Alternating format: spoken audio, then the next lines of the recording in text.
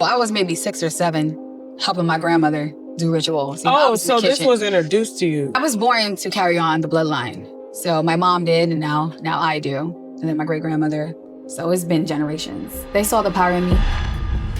So I've noticed this trend of witchcraft among women growing over the last 2 years, especially seen it among Black women. I did a few years back where I did this whole live on tarot card terrorism, and I was talking about Black women who are turning to supernatural means and trying to access their ancestors while forgetting to have a relationship with the current people in their community. And so this is something that I covered off a while back, but I feel as if there has been a resurgence of this. And I do know that there was a series that was recently dropped, I think it was on Prime Television, that is basically talking about Black witches and alternative spirituality, and we're likely to see more of that being pushed. And here's the primary thing that I have noticed over the years from Black women who I believe are drawn to witchcraft. The primary thing that I've noticed, and the primary reason I think so many women are drawn to witchcraft, is because they think it gives them the ability to have a spirituality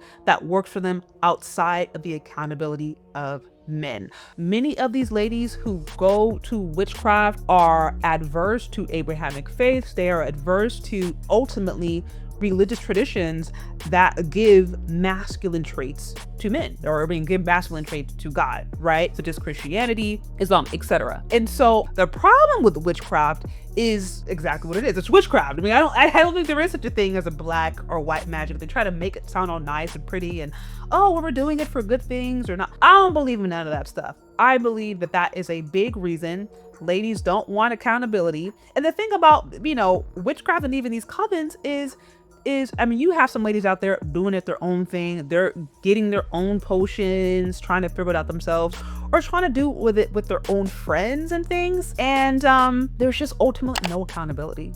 The other thing about witchcraft that I think ladies find so intriguing is the fact that they can create morality on their own terms. There isn't accountability. There aren't necessarily these rules or these principles that are to guide everyone. There's these things that essentially work for you. You have your own potions and things that you create that work for you. Now, I do know when there are covens, then there is more a level of responsibility. But the primary thing about witchcraft is that it can essentially, the whole thing is about it getting you what you want, when you want it. There aren't these measures and stuff. There isn't this restraint that exists in something like Christianity, right? Where there are measures, there are commandments, there is a lot of restraint involved. You don't get everything that you want at all times. You wait on God for things, you pray, you believe, you go through the process. Whereas in witchcraft, you can do a few different potions, you can try to manifest, you can do all these little different things. And not only do men not have to be involved, so there's no accountability, now you can try to force your own destiny. And I think that is really intriguing to women at a time when more of them are actually feeling like they have less control. So while I think falling into witchcraft can be a temptation for single women, for women who don't feel like they have support, for women who feel like they are not with a community, or this women who feel like they need direction in life, relying on witchcraft, falling into witchcraft, moving towards witchcraft and things of that nature, such as, tarot cards, doing different just that whole system. Now, the thing is, in 2025, with the political and economic climate like it is today, I think we're going to see more women grasping for a sense of control, trying to make sense of a reality. And this is also why I think we might see more women try to look towards witchcraft, to try to look towards these spiritual means, to ultimately try to make sense of the reality. At best, witchcraft, and when I say witchcraft, I mean, turning to crystals, turning to manifestations, turning to tarot cards, or essentially turning to these different potions to try to get what you want. At best, it won't do anything. It won't really change your life at best. At worst, it will completely destroy your life. But anytime human beings in general step outside of God's design to try to guide their life, to try to get direction, to try to get insight, to even try to get resources, it ultimately leads down the wrong path. Even if you get what you want in the immediate, even let's say you do a love potion and then the guy that you've always wanted falls in love with you or gives you a chance or whatever, even if the thing that you want happens immediately, it always comes at a cost that is much higher. And I would argue that in an environment that is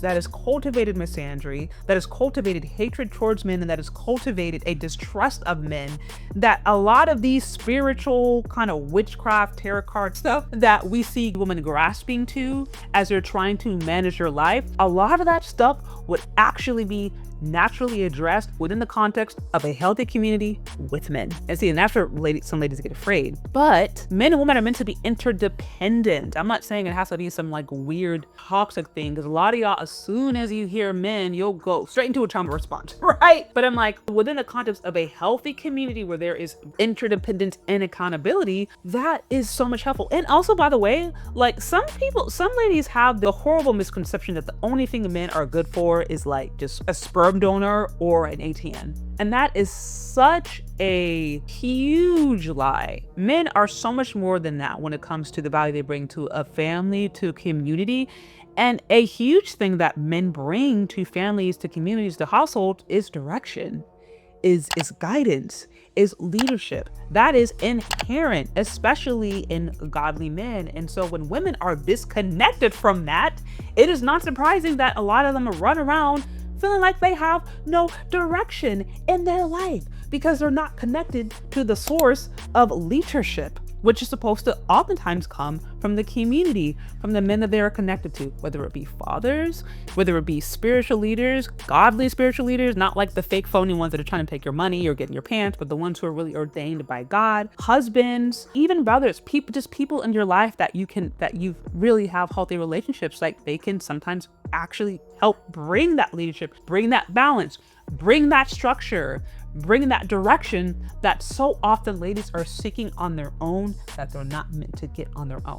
So my thing is, witchcraft, I think ultimately is women's attempt to get on her own what she should only get from her community and from God.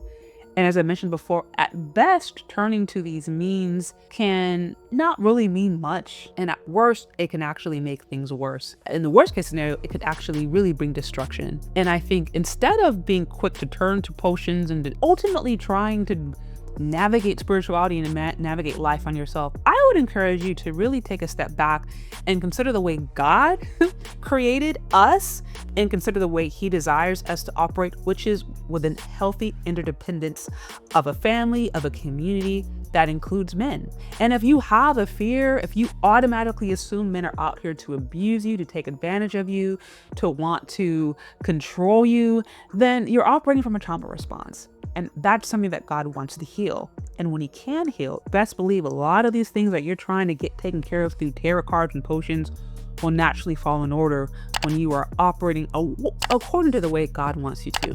Anyways, that's what I have. What do you think? Do you agree? Do you disagree? Let me know down in the comments section. Thank you so much for listening if you've gotten this far, and we'll talk later. Bye.